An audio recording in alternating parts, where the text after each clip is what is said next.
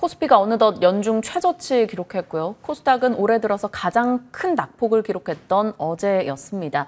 10월이 보통 가장 어려운 달이다라는 명성을 갖고 있는데 명성에 맞는 흐름이 이어진 걸까요? 일단 금융자산 투자 기대치가 높았던 탓에 그 역풍을 맞는 것인지 10월 달 상당히 고단하게 흘러가고 있는 초반입니다. 10월 그리고 남은 하반기 어떻게 우리가 전략을 세워봐야 될지 대내외 경제 변수들 이분과 짚어보겠습니다. 조금 냉정한 판단이 필요한 시기인 것 같아요. 서강대 경제대학원의 김영익 교수님 모셨습니다. 교수님 어서 오세요. 네, 안녕하십니까. 네.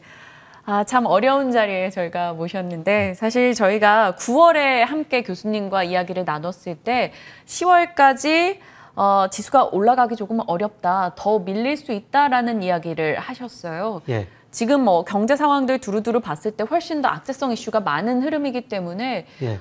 기존의 뷰를 더 유지하시는 걸까요? 예, 제가 3분기 10월까지는 떨어지고 4분기 중후반 반등할 것이다 이렇게 말씀을 드렸는데 네. 그 견해는 계속 유지하고 있습니다. 제가 주가가 좀 3분기 조정을 보이겠다 이렇게 말씀드리는 것은 우리 주가가 제가 보는 경제 지표에서 좀 가대평가됐다. 예를 들어서 우리나라 명목 GDP 올해 한 6% 정도 성장할 건데요. 네. 그렇게 되면은 적정 주가 지수가 한 2,850 정도 나오고요. 그다음에 일평균 수출 증가하고 있습니다만 그거로 기준을 하면은 적정 주가 지수가 한 2,700 정도 나오거든요.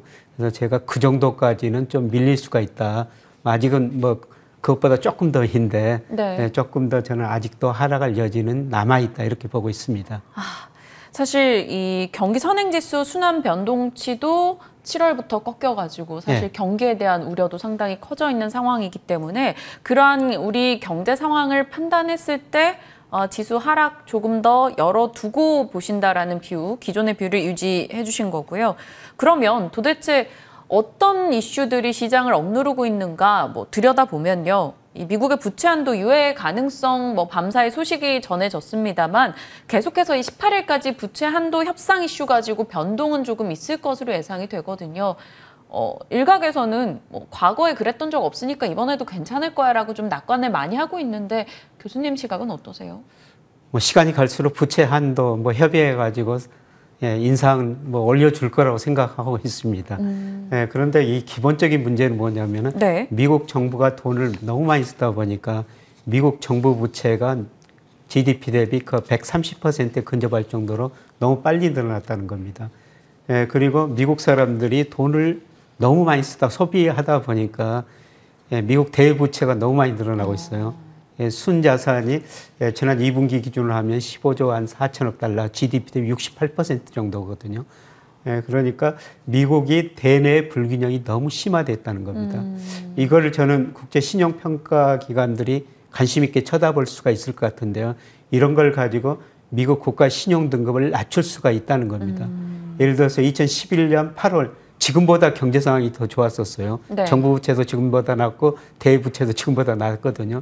그런데 S&P가 신용 등급을 한 단계 떨어뜨리면서 2011년 8월에 우리 주가도 큰 폭 하락하면서 상당히 큰 장기 진통을 겪었는데요. 네. 저는 조만간 그럴 가능성이 있다고 보고 있습니다. 그래서 우리가 부채 한도 협상 그건 아주 단기적인 문제고 그거는 네. 시간이 시간이 지나면 해결될 겁니다.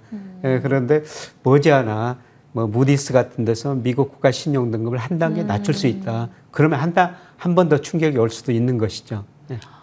그러네요. 사실 본질적인 문제를 들여다본다면 결국에는 지금 부채 한도 협상의 문제라기보다는 부채 의존의 성장이 가로막히게 된다면 결국에는 신용 등급의 강등이 있고 그 타격이 올 수 있다는 점을 늘 염두에 두고 대응을 해 나가야 될 것 같아요.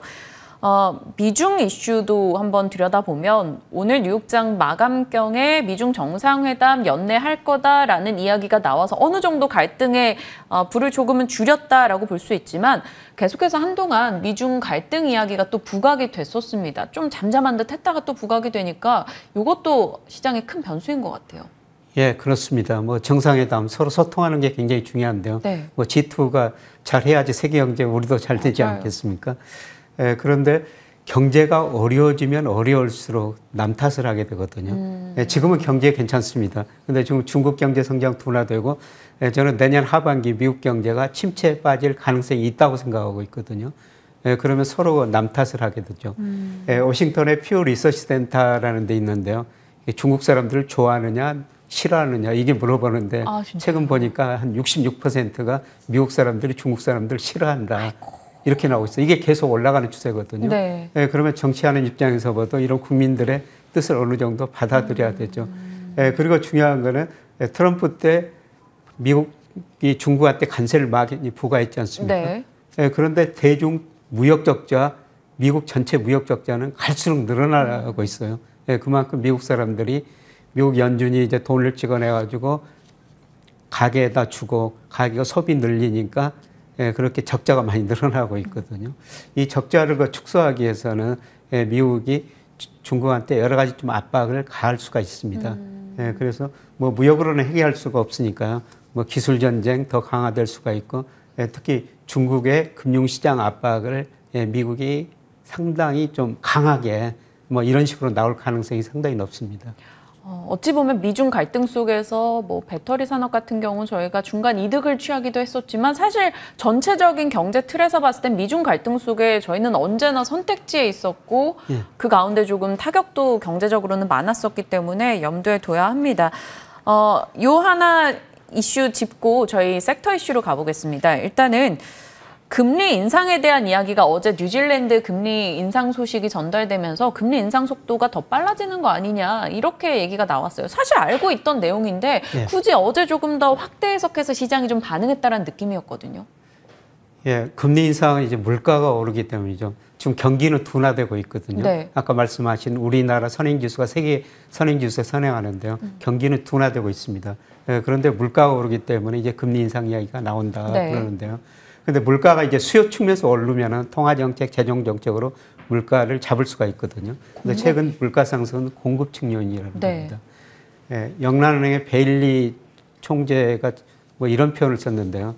중앙은행이 반도체 칩을 생산할 수 없다. 트럭 운전자를 생산할 수 없다. 그러니까 중앙은행 통화정책에 한계가 있다는 것이죠. 그래서 아마 중앙은행 역할이 굉장히 많이 축소되면서요. 물가 문제는 계속 돼도 될 거라고 생각하는데 저는 그런 심각한 물가 상승은 아니라고 보고 있습니다. 왜냐하면 갈수록 수요가 이축되기 때문에 그래서 물가 금리 좀 인상하겠습니다. 오르겠습니다만 금리 인상보다는 우리가 앞으로 우리나라 경제, 세계 경제가 어떻게 되는가. 그동안 금리가 좀 오르더라도 경제가 좋고 기업 수익이 늘어나니까 주가가 올랐거든요. 근데 문제는 이제 경기가 여러 군데서 둔화되는 조짐이 선행지수부터 나타나고 있다는 것입니다. 본질은 경제네요. 사실 뭐 부채 중심의 성장을 하더라도 경제가 좋으면 그걸 갚을 여력이 되는데 그게 안 되는 거라 문제가 되는 거고 금리 인상 시기에도 경제가 좋으면 얼마든지 돌파구가 나오는데 그 또한 지금 어려워서 걱정스럽습니다. 자, 일단 시장에 대한 이야기 저희 시간상 좀 들어갔다가 시간 여유 있으면 더 깊은 얘기 또 이어가겠습니다. 반도체 쪽 좀 들여다볼게요. 사실 지난번 출연해 주셨을 때 삼성전자에 대해서는 사지 말자라는 의견을 주셨던 걸로 기억을 하는데 반도체 업황에 대한 시각 여전히 조금 보수적이십니까? 네, 좀 기다리시자 이런 말씀을 드렸었습니다.만 뭐 지금 그 뒤로도 좀 더 떨어졌어요. 네, 그런데 지금도 조금 더 기다리시는 게 나을 것 같다 이런 말씀을 드리고 싶습니다. 물론 저보다도 반도체 애널리스트들이 반도체 뭐 삼성전자, SK 하이닉스는 더 잘할 텐데요. 그런데 최근에 그 이익 추정치 보니까 올해 뭐 영업이익 컨센서스가 56조 삼성전자가 내년에 뭐 62조, 내후년에는 뭐 90조까지 이렇게 전망하는 애널리스트도 있던데 그거는 제가 생각하는 거시적 측면에서 보면은 좀 낙관적인 전망인 것 같습니다. 삼성전자도 결국 경기 관련주거든요. 경기가 둔화되면은 삼성전자 수요도 줄어들 수밖에 없고요. 그리고 최근 그 미국 소비 형태를 보니까요. 미국 소비 중에서 내구재가 13%, 비내구재가 22%, 그다음에 서비스 소비가 65%인데요. 그런데 작년에 그 집에 있으면서 내구재 소비는 굉장히 많이 늘어났어요. 가전제품 바꾸고 컴퓨터 바꿨다는 것이죠. 그런데 미국 소비 형태 보니까 내구재 소비가 지난 5월을 고점으로 6, 7, 8월 3개월 연속 오히려 절대 수준이 줄어들고 있거든요. 이거는 그 전자제품 수요가 줄어들고 있다는 겁니다. 그리고 전체적으로 내년과 세계 경제 성장 둔화되면은 아마 반도체 담당 애널리스트들이 이익을 조금 더 낮춰갈 가능성이 있고요. 저는 이제 그 시작이기 때문에 조금 더 기다리시는 게 좋지 않을까 그런 생각이 듭니다.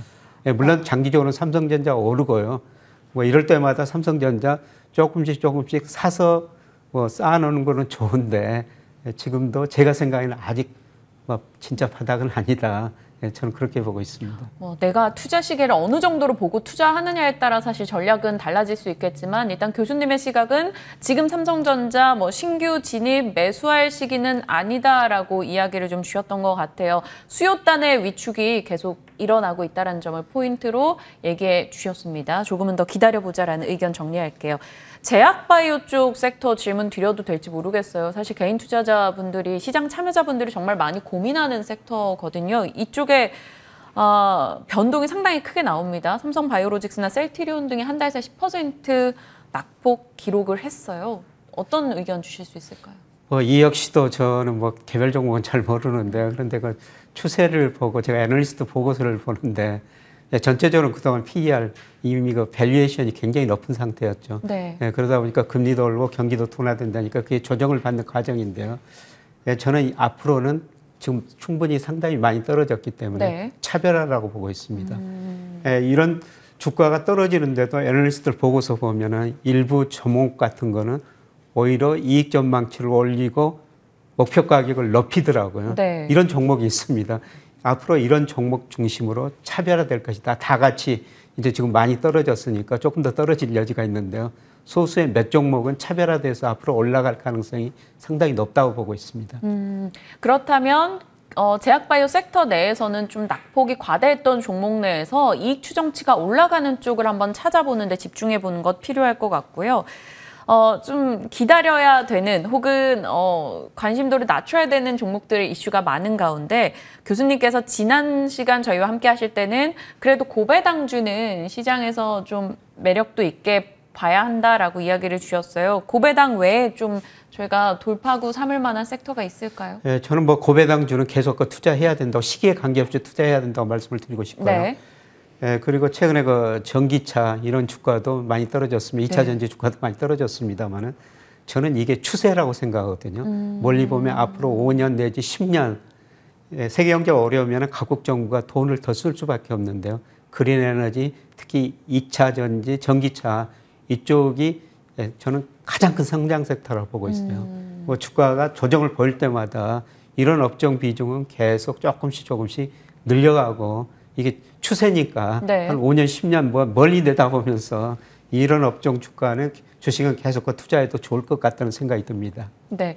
구조적인 성장을 이루는 섹터이기 때문에 사실 긴 시계로 봤을 때는 오히려 이들 종목군에 대해서는 지금부터 모아 나갈 수 있는 시기다라고 의견을 주셨어요. 금리 인상 이야기 저희 나눠봤으니까 금융주 쪽에 대한 뷰는 어떻게 갖고 계세요? 금리가 오르가면은 금융주는 오를 수밖에 없죠. 근데 저는 금리 많이 오르지는 않으리라고 생각해요. 지금 국고채 3년 수익률 1.7%, 아마 다음 주 한국은행 통화정책 결정이 금통위가 열리지 않습니까? 네. 금리를 좀 인상하리라고 보고 있습니다. 오히려 금리 인상하면 시장 금리는 좀 떨어질 것이다. 그리고 금융주는 가장 중요한 게 규제 산업이거든요. 맞죠. 그래서 다른 업종보다는 상대적으로 나으리라고는 보고 있는데요. 여기서 금융주가 추세적으로 굉장히 높은 상승을 기록하기는 힘들 거라고 보고 있습니다. 네. 저희가 시장에 대한 절박한 마음이 들다 보니까 교수님과 함께 섹터에 대한 질문을 유난히 많이 드렸던 것 같은데요. 끝 질문이 될 것 같아요. 중국 헝다 리스크, 일단 헝다가 거래가 정지되어 있는 상황인데도 지속적으로 헝다 리스크는 시장에 압박이 되고 있습니다. 일단락 되는 듯 했다가 다시금 악재성 이슈로 부각되는 느낌이에요. 이 헝다뿐만이 아니라 부채 의존 성장을 한 것에 대한 중국의 강경한 제한이 시장의 이슈가 되고 있는 걸 텐데요. 이런 리스크는 어떻게 해석할까요? 네, 헝다도 역시 기본적인 문제를 생각해야 되는데 2008년 미국에서 글로벌 금융위기 오는데 중국은 9% 성장했거든요. 그때 건설 투자가 엄청 늘어난 거예요. 그래서 GDP가 9% 성장했는데 시멘트 GDP다 이런 이야기까지 나오죠. 그 이후로 건설 투자에서 가행 투자가 일어났고요. 그다음에 주택 가격, 거품이 발생했거든요. 두 가지 지금 가행 투자 거품 문제가 해소되는 과정에서 헝다 문제가 발생했고 또 다른 부동산 관련 기업들 문제가 많이 나올 거예요. 네. 중국이 좀 구조 조정해야 됩니다. 문제는 이게 중국 정부가 뭐 안정적으로 처리할 수 있을 것인가 이런 이야기인데요. 그런데 뭐 시장의 힘은 정책도 이길 수가 없거든요. 중국 그 부동산 조금 더 진통을 겪어야 될 것 같습니다. 그럼 그로 인한 저희 금융시장 변동은 어느 정도로 예단을 해야 될까요? 상당히 지금 많이 미리서 선반영됐다고 생각하고 있습니다만 앞으로 한두 달 정도는 중국에 이런 문제가 더 터지면서 주가가 좀 조정을 보일 거라고 생각하고 있고요. 저는 뭐 계속 말씀드리겠습니다. 4분기 중반 이후는 낙폭 가대에 따른 어느 정도 상승은 있을 것이다. 그래서 아마 10월, 11월 초 이때 그 주식을 조금 더 싸게 살 기회가 오지 않을까. 중국 문제도 그때 들어가면 조금 잠잠해질 거로 보고 있습니다. 네. 시장을 둘러싸고 있는 여러 변수에 대해서 정말 심플하게 답변을 주셨고요. 11월 초쯤에 조금 더 싸게 살 수 있는 기회가 올 수 있다라는 얘기 주셨습니다. 굉장히 바쁘실 걸로 예상이 돼요. 하지만 저희 연말 전에 또 한번 모셔서 시장과 또 그때는 내년도에 대한 이야기도 나눠봐야 될 거니까요. 자리해 주실 거죠, 교수님? 예. 불러주시면 오겠습니다. 네, 저희가 감사합니다. 오늘도 또 귀한 전략 많이 주셨습니다. 참고해서 대응하도록 할게요. 김영익 교수님과 긴급진단 시간 꾸려봤습니다. 교수님 고맙습니다. 네, 고맙습니다.